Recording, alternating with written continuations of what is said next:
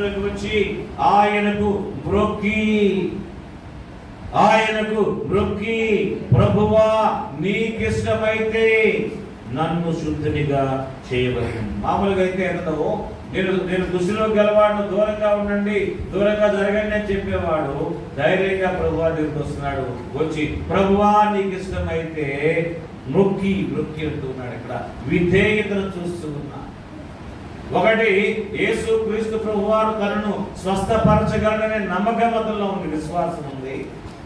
రెండవది, విధేయత కలిగినటువంటి వాడిగా ఆయన దగ్గర మొక్కి అడుగుతూ ఉన్నాడు. ప్రభువా నీకు ఇష్టమైతే నన్ను శుద్ధినిగా చేయమన్నప్పుడు ప్రభు ఏమంటున్నాడంటే, ఆయన చేయి చాపి వారిని ముట్టి నాకిష్టమే నీవు శుద్ధుడు కమని చెప్పగా తక్షణమే వాని కుష్ఠ రోగము శుద్ధి అయ్యను.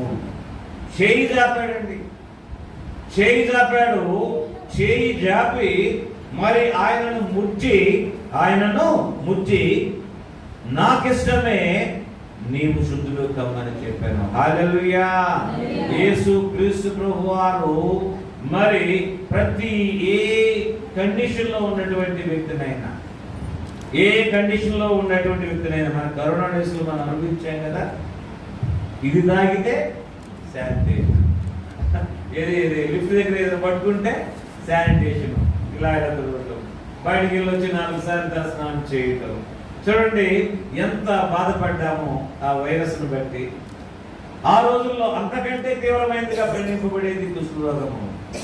అలాగా ఉన్నటువంటి రోగిష్ఠుని ప్రభువారు చేయి పట్టుకొని అతను తాకి దగ్గరికి చేర్చుకొని నాకిష్టమే.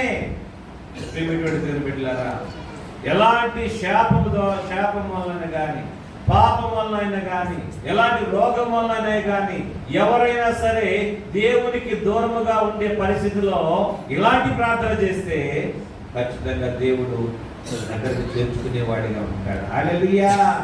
నీ పాపములకు క్షమాపణ దయచేసేవాడిగా ఉంటాడు. నిన్ను చేర్చుకుని ధైర్యంతో మిగతా సమాజంలో నిలబెట్టేవాడిగా చేస్తాడు. కాబట్టి ప్రియమైనటువంటి దేవుని బిడ్డలారా, నాకిష్టమే నీవు శుద్ధుడు కమ్మని చెప్పగా తక్షణమే immediately he was cured of his leprosy. తక్షణమే అతడు ఆ కుష్ఠ రోగము నుండి విడుదల కలిగెను. హల్లెలూయా.